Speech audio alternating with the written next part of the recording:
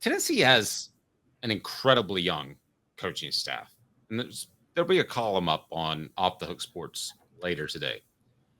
Alec Ablin, this is your 2 for him as tight ends coach. He was elevated from as an offensive analyst. Okay. Joey Halsley, elevated as a quarterback's coach to an offensive coordinator for the first time, replacing Alex Golesh, who went to South Florida. Kelsey Pope just finished year number 3 as a receivers coach, and he was elevated as an analyst. I don't think I'm going out on a limb to say that Josh Heupel has been overly cautious with his hires to keep things in-house.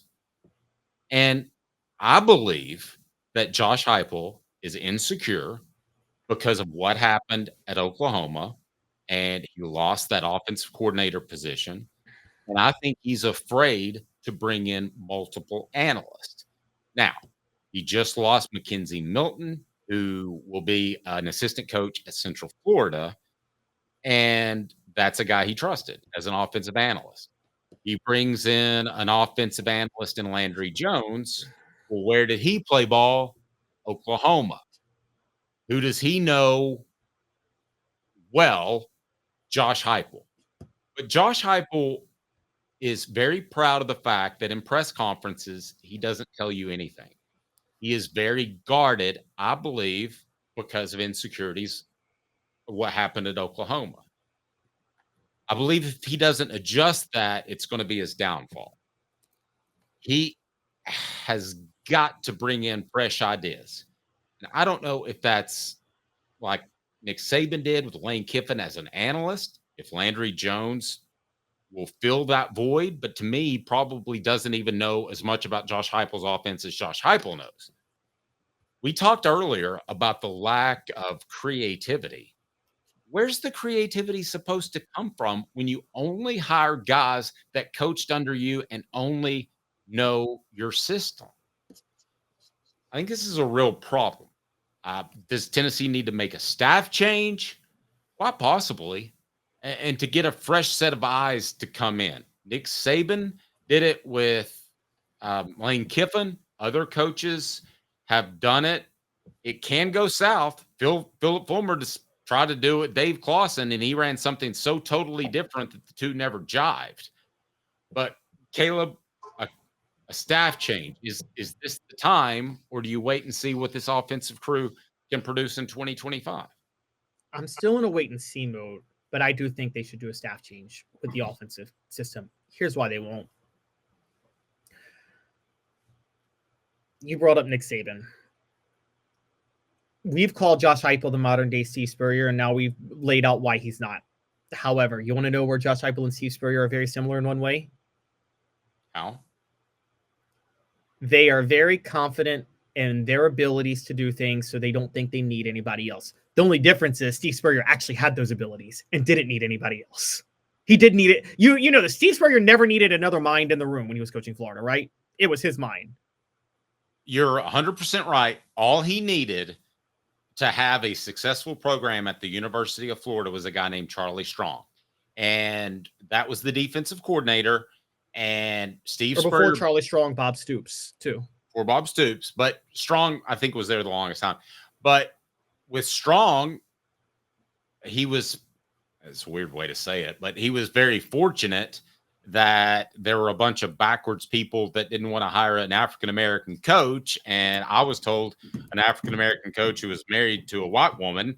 And fortunately, there were so many backwards minds in hiring positions, that he got to keep Charlie Strong probably longer than he should have. Charlie Strong deserved a head coaching shot in the early 2000s, but he never got that.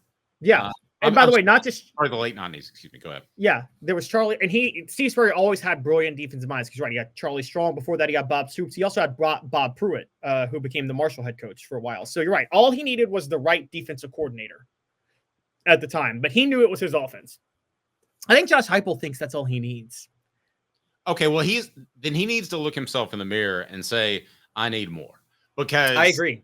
There are two things that that went on at Florida that aren't going on and will never go on at Tennessee. And one is that it's super easy to recruit right in your backyard. And two, Josh Heupel is never going to have Steve Spurrier's cocky nature, which I think brought in recruits as well. But the bottom line is Tim Banks is incredibly important. He's the most important assistant coach on the staff. But who's the most important offensive coach on the staff? Is it Kelsey Pope because he's out hitting the recruiting trail? Is it Halsley because he agrees with everything that Josh Heupel pushes his way? Or is it Alec Ablin? Tennessee's best offensive coach may be Alec Ablin. Look at what the tight ends did last year. How about Darrell Sims, who was the new running backs coach and turned Dylan Sampson into a SEC Player of the Year?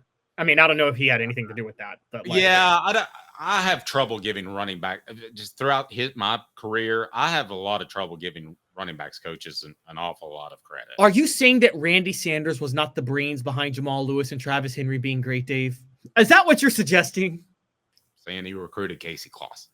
And I'm saying he recruited Arian Foster. Now, he was the coordinator at the time, but no, I do not think that just because a running back has a fantastic year, that it's oftentimes the running back coach is there to do two things. One, read keys pre-snap, and not give anything away with your footwork. I've seen, there are times, I don't know if you ever noticed this or recalled this, but there were times where you could tell it was Travis Henry, Travis Stevens, and who's the other one I'm missing? Jamal Lewis, kind of the big dog. Yeah, Jamal Lewis. There were times where you could tell where they lined up if it was a running play or a passing play. They'd line up a yard closer to the line of scrimmage so they could run block, so they could pass block. So you don't want to give away keys. But the other thing, not to get slowed down, but the other thing is pass protection. You teach those things, and you're pretty good. You should have a good running back. I don't think he taught Dylan Sampson to be ultra quick or ultra elusive or have ultra balance. Can I say something about Josh Heupel that it's the first time I have to question his intellect a little bit, the way I do other coaches? I mean, you can question anybody's intellect. I don't think we're dealing with geniuses here. I mean, for Josh Heupel to be so confident in his system, when he's got assistants and staff members and a coaching tree scattered all across America and other people who run this offense, and not think that it would somewhat get figured out, really is concerning. It kind of reminds me of when Michael Lewis wrote Moneyball and Billy Beane, had built the Athletics into a playoff team and decided, I'm going to tell everybody my strategy in a book. And it's like, okay, but your advantage is nobody knows your strategy. Well, and I feel like Heupel's got that problem right now with his offense. Too many other people are running it. Right. I don't think it's a question of necessarily his intellect. I think it's a question of his approach and what I lined out earlier. I think he's still a little bit insecure. Feels like the rug's going to get pulled out from under him. Feels like that somebody could run off with his offense. And let's be honest. Yeah, Alex Golesh already has. And so is Lincoln Riley. And so is Jeff Levy. And so is now McKinnon. I mean, it's being spread out all over football. I mean, so for him to worry about that is stupid. People are going to run off with your offense. The question is, can you adjust? So here's the real truth. Getting back to the root of should they make a staff change? Yes, they need to replace Joey Halsley. He doesn't bring any creativity to Joey Halsley. I'm not even saying Joey Halsley's a bad coach. I don't know if he is or not. But what I am saying is this. I don't think in that room, Joey Halsley says anything to deviate from Josh Heupel. And I don't either. I don't think he stands up, pounds the table, and says that is simply not going to work. I don't either. And that's the difference. And by the way, Dave, you covered, we just talked about the Fulmer years. It is kind of a Randy Sanders thing. It just didn't, you tell me, but my vibe from the outside following Tennessee during that time was that Randy Sanders just ran the offense Fulmer wanted him to run and kind of did what he was told, but didn't really take a stand on things. Is that a fair assessment? You know what? Knowing Randy like I did, I feel like he would, and you got to remember he's a lot more experienced than Halsley. I feel like he would be much more apt to take a stand on something than Halsley, which may be a further indictment of Halsley. I That's a don't. huge indictment Yeah, because from my understanding, I mean, you got to remember Randy and Philip came up together. I don't think there was any point in which Randy was intimidated by Philip. I think he would have said, "Here's the deal. Okay, we can't. This A gap play isn't going to work." I don't think he would have a problem with that. Yeah, but like it would. I mean, you've even told me like Chavis and Cutcliffe would be in a fight over whether or not they want to use an athlete on offense and defense. But you, I mean, wasn't it once Sanders came along? It was Chavis always won those battles, didn't he? Right. That I'll give you that. I mean, do you want to deal with a guy that's in your face and a kind of rough around the edges to deal with, like John Chavis, when Randy Sanders is probably going to go say, "Okay, take Rashad Baker." Rick Terry Jewelry Designs. They want to be your jeweler looking for affordable game day jewelry, a Tennessee tradition. RickTerryJewelry.com. Also want to thank our friends at Sports Treasures, carrying over 5 million sports treasures and so much more. Follow on Facebook for the best sports memorabilia, daily updates. Go to Sports Treasures TN on Facebook and follow them now.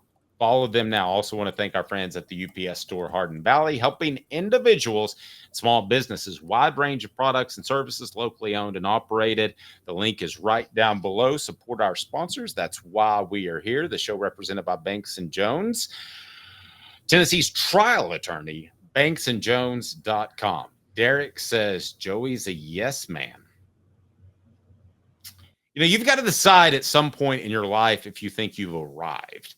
And if Joey Halsley thinks he's arrived, was he making $400,000 a year? He's an offensive coordinator in the SEC. That ain't bad, right? I mean, John Chavis was kind of content with that, being a coordinator. I mean, he always wanted to be a head coach, but he was kind of content with that. If he feels like he's arrived and he's just going to agree to everything and he's going to make $400,000 or $500,000 a year for 3 or 4 years, that sounds great. But in 3 or 4 years, you're going to be looking for another job.